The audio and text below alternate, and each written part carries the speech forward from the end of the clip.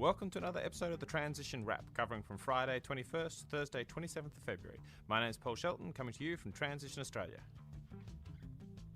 The vast majority of people want action in this climate emergency. We want to see the transition to a low energy, low consumption and community focused Australia happening, not at some point in the future, but right now. But it's hard to keep up with the actions, groups and initiatives, and sometimes this makes it hard to take that important first step from concerned and aware to actively getting involved. Well, that's what this wrap is all about, giving you a quick glimpse of the huge numbers of events that are happening across the country so you can get more active in your town. So let's get on with it. Let's start this wrap by breaking our own rules and doing a quick shout out for something this Thursday that's being held by Transition South Barwon. They are heading into Melbourne this week for Joining the Dots, Healing the Divide. As part of the Sustainable Living Festival, this session looks at the divide between the economic needs of people and the environmental needs of the planet. I think most people have experienced the money versus climate debate, both in political and personal circumstances, but finding a way to bridge this divide is crucial to action. This event will be held at the General Assembly Hall in William Street in Melbourne from 6 p.m. this Thursday. Saturday is going to be a massive day, but let's get to a couple of local things first. In Melbourne, progressive cafe Moon Rabbit will be launching a bulk buy collective with a zero waste party. The purchase of food is a really big and recurrent expense for most people, but if we don't stop and think about how and from where we're buying, we can end up spending lots of money and doing a lot of damage to the environment. Bulk purchasing allows you to sidestep this by giving you access to package-free and cheaper core foodstuffs. To make this a fun day, Moon Rabbit will be putting a host of activities and even waste-free baby chinos for the kids. Transition Darebin will be coming to the party with a food swap to supplement bulk goods with local produce. This all happens at the Bridge Community Centre in High Street, Preston from 9:30am to 2pm. In Sydney, the crew from Transition Newcastle will be focused a bit more on clothes than on food, with their Make It and Mend It sessions. These are all about reducing clothing waste, building community, and learning some skills to help you repair and upcycle the clothing you already have. These sessions are great opportunities to experiment with different upcycling approaches, meet people, and also learn some really useful skills.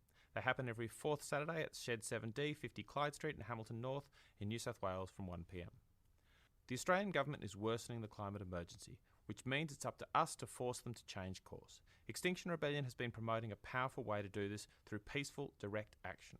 This approach has a long history of creating big change, and research has shown that if just 3.5% of the population actively applied the non-violent direct action approach, then political change would be inevitable. If this sounds like something that interests you, then watch out for XR's non-violent direct action training near you.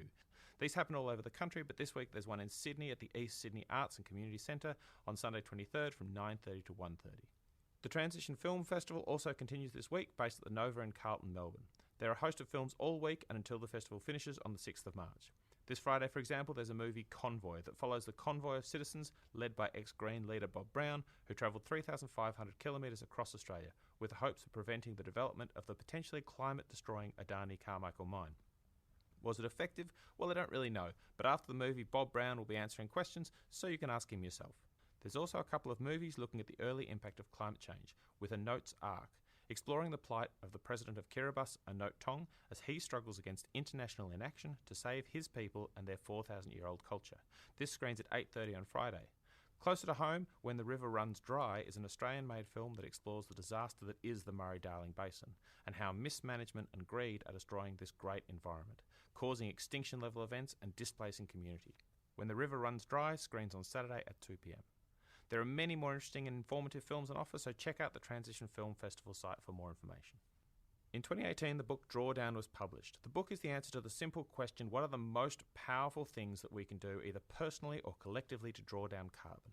The result is a surprisingly easy-to-read compilation of the top 100 approaches to removing carbon, their cost to implement and the cost saving that can be achieved by doing so.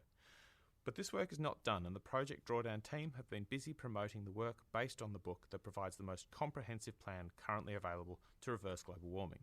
If you would like to know more about Project Drawdown, then there's a workshop in Melbourne this Tuesday to learn about the 100 projects and the unique role each person can play in the transition to a thriving, just and sustainable world.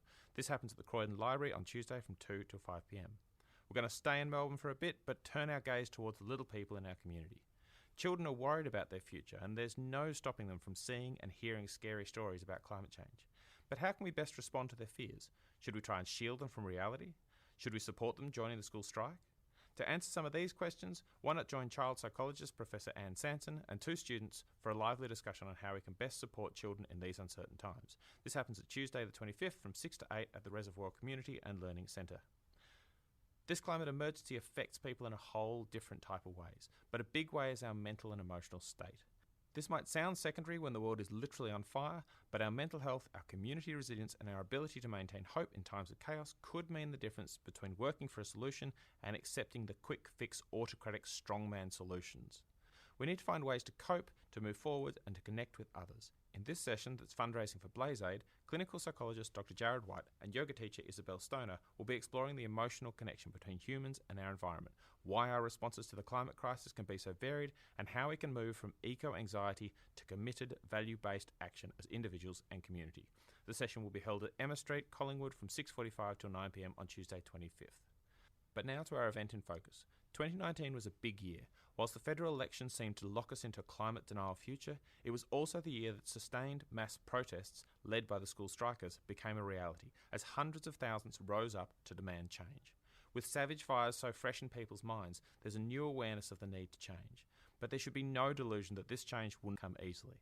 Already we've seen the government pivot from it's not a thing to it's a thing but it's too late to do anything about it except build seawalls and bulldoze forests. The reality is that without these protests, not only continuing but growing, the government will continue to spoil and wreck not only local but international efforts towards real action. We need to put the commitment and the anger of the people on full display. So let those whose job it is to represent our interests and keep us safe, that business as usual is not enough. With that in mind, environment and sustainability groups from across the country are coming together to do just that with a National Day of Action on Saturday, 22nd of February.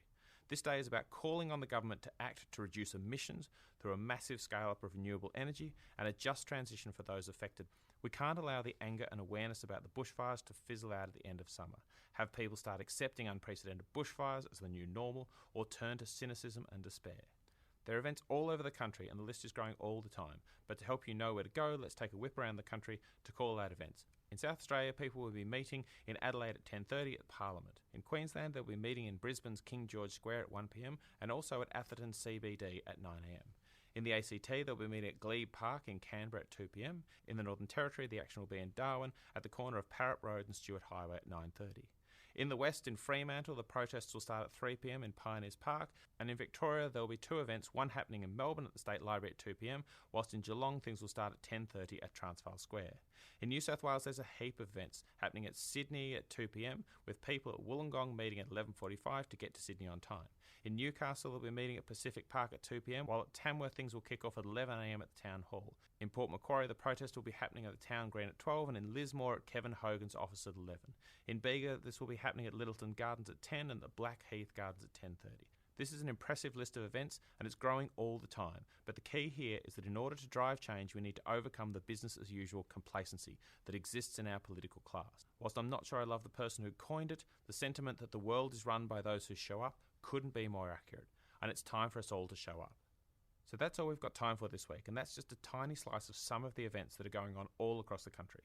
If you've got an event that you want some help in promoting, and maybe to get included in future national wraps, then take the 2 minutes to load it up on the Transition Australia website at www.transitionaustralia.net.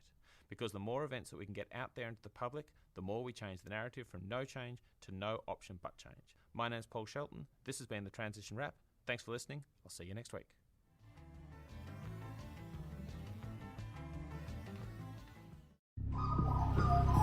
The Climactic Collective.